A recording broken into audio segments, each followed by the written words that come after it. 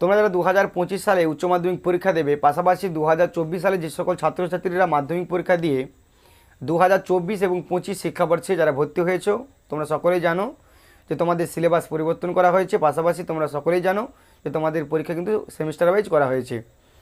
So semester wise যেমন করা হয়েছে, পাশাপাশি তোমাদের অনেক গল্প, কবিতা, নাটক অর্থাৎ প্রতিটি পাঠ্য বিষয়ের তোমরা সকলেই জানো কিছু কিছু গল্প, কিছু কবিতা বা অন্যান্য টপিক, অন্যান্য বিষয়ের সংযোজন এবং বিয়োজনের মধ্য দিয়ে সিলেবাসটাকে সম্পূর্ণ আকারে পরিবর্তন করা হয়েছে। পাশাপাশি নাম্বার বিভাজনেরও কিন্তু পরিবর্তন ঘটেছে।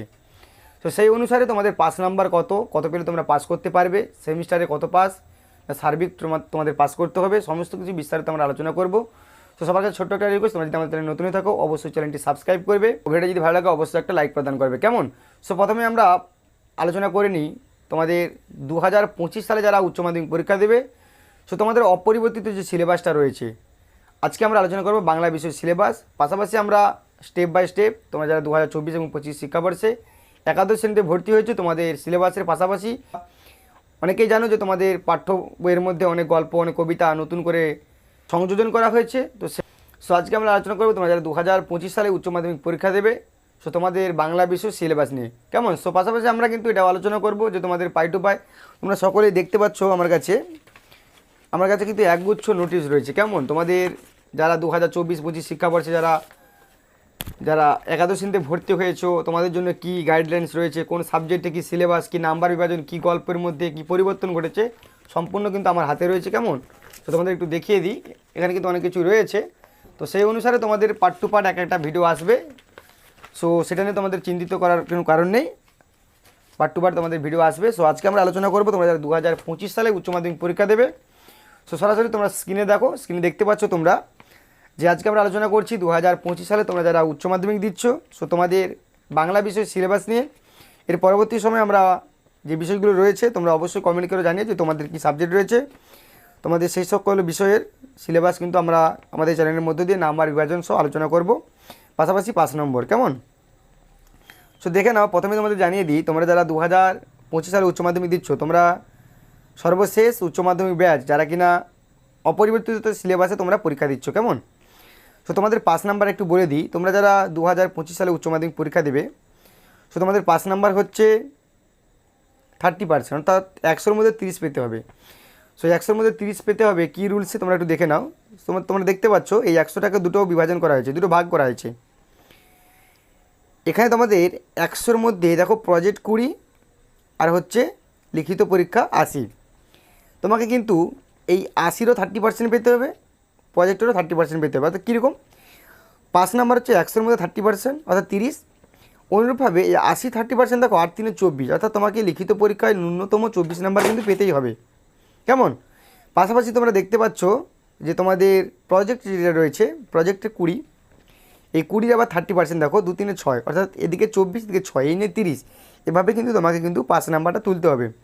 সো এবার আমরা চলে যাচ্ছি যে তোমাদের লিখিত পরীক্ষা 80, এই 80 নাম্বারটা কীভাবে তোমাদের পরীক্ষায় আসে সেটা দেখে নাও। সো তোমাদের এই 80 নাম্বারটা আমরা ভাগ করে নিচ্ছি তোমাদের পরীক্ষায় যেভাবে দাগ নাম্বার থাকবে।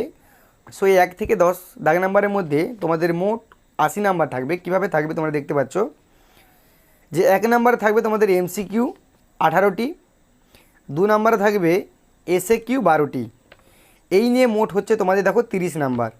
1-এর দাগে এমসিকিউ 18, 2-এর দাগে এসএকিউ 12, এই নিয়ে হচ্ছে 30। অর্থাৎ 80 যে লিখিত পরীক্ষা তার 30 নাম্বার শুধুমাত্র শর্ট প্রশ্ন, অর্থাৎ এমসিকিউ এবং এসএকিউর মধ্য দিয়ে তোমরা পেতে পারবে। শুধুমাত্র এটা 2025 সালে যে সকল ছাত্রছাত্রীরা উচ্চ মাধ্যমিক দেবে তাদের জন্য এটা কিন্তু প্রযোজ্য, কেমন? সেই পরবর্তীকালে আমরা জানিয়ে দেবো 2025 এবং 26 শিক্ষাবর্ষে যারা উচ্চ মাধ্যমিক দেবে তাদের সিলেবাসটা কী করা হয়েছে, আমরা পরবর্তী স্টেপে আমরা জানিয়ে দেবো। সেবার দেখে নাও তোমরা যে 2025 সালে যারা উচ্চ মাধ্যমিক দিচ্ছ, যে তোমাদের লিখিত পরীক্ষা 80-র মধ্যে 1 এবং 2 নাম্বার চলে গেল, এবং 3 নম্বর দাগে তোমরা দেখতে পাচ্ছ যে গল্প রয়েছে। তো তোমাদের এখানে গল্প মোট 3টে রয়েছে, কে বাঁচায় কে বাঁচে, ভাত এবং ভারতবর্ষ, এই 3টে মোট গল্প রয়েছে। এই 3টে গল্পের মধ্যে তোমাদের মোট 2টো গল্প থেকে প্রশ্ন আসবে, যে কোনো কর্তব্যে 1টি, 5 নাম্বার তোমরা এখান থেকেও কিন্তু পাবে। 4 নম্বর দাগে তোমরা দেখতে পাচ্ছ মোট তোমাদের কবিতা, যেটা হচ্ছে কবিতা 5টে রয়েছে। একটা রয়েছে রূপনারায়ণের কুলে, মহুয়ার দেশ, শিকার, আমি দেখি আর ক্রন্দনতা জননীর পাশে। এই মোট 5টে কবিতা রয়েছে। এই 5টে কবিতার মধ্যে তোমাদের 2টো কবিতা থেকে প্রশ্ন আসবে, যে কোনো করতে হবে কিন্তু একটি। আমরা 5 নম্বর দেখতে পাচ্ছি যে নাটক থেকে আছে। নাটক থেকে তোমাদের মোট 2টো নাটক আছে, একটা হচ্ছে বিভাগ আর এক। 2টো নাটক থেকে 2টো প্রশ্ন পড়বে, যে কোনো করতে হবে একটি। আমরা চলে যাচ্ছি 6 নম্বর দাগে। 6 নম্বর দাগে তোমাদের থাকবে আন্তর্জাতিক কবিতা এবং ভারতীয় গল্প। এই আন্তর্জাতিক কবিতা এবং ভারতীয় গল্পের মধ্যে তোমরা সকলেই দেখতে পাচ্ছ যে তোমাদের আন্তর্জাতিক কবিতা রয়েছে পড়তে জানে এমন এক মজুরের প্রশ্ন, বেটরোল বেকটের লেখা, অনুবাদক হয়েছে শঙ্কর ঘোষ। এছাড়া তোমাদের যেটা রয়েছে অলৌকিক, কর্তা সিং দুগ্গালের লেখা এবং বাংলায় অনুবাদ করেছেন অনিন্দ্য সৌরভ। সো এখান থেকে তোমাদের মোট তোমরা দেখতে পাচ্ছ যেটা 5 নম্বর তোমাদের পড়বে, অর্থাৎ 2টো থেকে পড়বে, লিখতে হবে একটি। এবার আমরা চলে যাচ্ছি আমার বাংলা থেকে, অর্থাৎ 7 নম্বর দাগে। তোমাদের আমার বাংলা রয়েছে গাঢ় পাহাড়ের নিচে, ছাতির বদলে হাতি, কলের কলকাতা, মেঘের গায়ে জেলখানা আর হাত বাড়াও। মোট এই 5টে তোমাদের পার্ট রয়েছে। এই 5টে পার্টের মধ্যে তোমাদের 2টো পার্ট থেকে প্রশ্ন পড়বে, করতে হবে যে কোনো একটি। কেমন? একটি করে তোমরা 5 নম্বর ওখান থেকেও পাবে। এরপরে আমরা চলে যাচ্ছি 8 নম্বর দাগে, যেটা হচ্ছে তোমাদের ভাষা অর্থাৎ ব্যাকরণের দিক থেকে। সো তোমাদের ভাষা যেটা রয়েছে অর্থাৎ ব্যাকরণ, 1 নম্বর রয়েছে টপিক দেখো তোমাদের ভাষা বিজ্ঞান ও তার শাখা প্রশাখা। 2 নম্বরে রয়েছে ধ্বনিতত্ত্ব, 3 নম্বরে রূপতত্ত্ব, 4 নম্বরে বাক্যতত্ত্ব, 5 নম্বরে হচ্ছে শব্দতত্ত্ব। কেমন? তো এই যে তোমাদের মোট 5টে টপিক, এই 5টে টপিকের মধ্যে তোমাদের মোট 2টো প্রশ্ন পড়বে, সেখান থেকে তোমাদের করতে হবে একটি 5 নম্বরে। সো এবার আমরা চলে যাচ্ছি তোমাদের 9 নম্বর দাগে, যেটা হচ্ছে শিল্প সাহিত্য ও সংস্কৃতির ইতিহাস থেকে। 5টে টপিক রয়েছে বাংলা গানের ধারা, বাঙালির চিত্রকলা, বাংলা চলচ্চিত্রের কথা, বাঙালির বিজ্ঞান চর্চা এবং বাঙালির ক্রীড়া সংস্কৃতি। এখান থেকে মোট তোমাদের 4টে প্রশ্ন আসবে, যে কোনো করতে হবে 5 নাম্বার করে 2টি। কেমন? এখান থেকে কিন্তু তোমরা 10 নাম্বার পেতে পারবে।